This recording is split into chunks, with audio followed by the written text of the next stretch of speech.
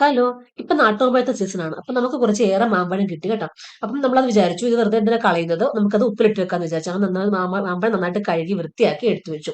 എടുത്ത് നമുക്കത് ഫർണിലാക്കിയിട്ട മാമ്പഴ സീസൺ കഴിയുമ്പോൾ നമുക്കത് എടുത്ത് കറി വെക്കുകയോ ചമ്മന്തി വയ്ക്കുകയോ ഒക്കെ ചെയ്യാം. അങ്ങനെ കഴുകി വൃത്തിയാക്കി വെച്ച മാമ്പഴം ഒരു ഭരണിയിലേക്ക് ഇട്ട് കൊടുത്തു. എന്നിട്ട് നമ്മൾ തിളപ്പിച്ച് ആറിയ വെള്ളം, നന്നായിട്ട് തിളപ്പിച്ച വെള്ളം ആറണം. നന്നായിട്ട് ആറിയ ശേഷം അത് ചൂടാറിച്ച് കഴിയുമ്പോൾ നമ്മുടെ ഈ ഭരണിയിലേക്ക് ഒഴിച്ചു കൊടുക്കുക. അപ്പൊ മാങ്ങ നന്നായിട്ട് അതിനകത്ത് മുങ്ങിക്കിടക്കണം. പാകത്തിന് ഉപ്പും കൂടി ചേർത്ത് കൊടുക്കുക. കാന്താരി ഉണ്ടെങ്കിൽ ഇട്ട് കൊടുക്കുക, ഇല്ലെങ്കിലും കുഴപ്പമൊന്നുമില്ല. അപ്പൊ നമുക്ക് കാന്താരി നമ്മൾ ഇട്ടില്ല കേട്ടോ. അപ്പൊ 5 ശതമാനം ഉലുവാപ്പൊടി ചേർത്ത് കൊടുക്കുക. അപ്പൊ നല്ലൊരു മണമൊക്കെ വരും. അപ്പൊ മാങ്ങ നന്നായിട്ട് കട്ടിയാകുകയും ചെയ്യും. പഴുത്ത മാങ്ങയാണ് കേട്ടോ ഇടുന്നത്. അപ്പൊ പഴുത്ത മാങ്ങ ഇട്ട് കഴിയുമ്പോൾ നല്ല കല്ല് പോലെ തന്നെ ഇരിക്കുകയും ചെയ്യും. നമുക്ക് മാങ്ങയുടെ സീസൺ കഴിയുമ്പോൾ ഇതെടുക്കാം. അപ്പം ഇപ്പൊ 2 മാസത്തേക്ക് നല്ല മാമ്പഴം ഇഷ്ടം പോലെ കാണും.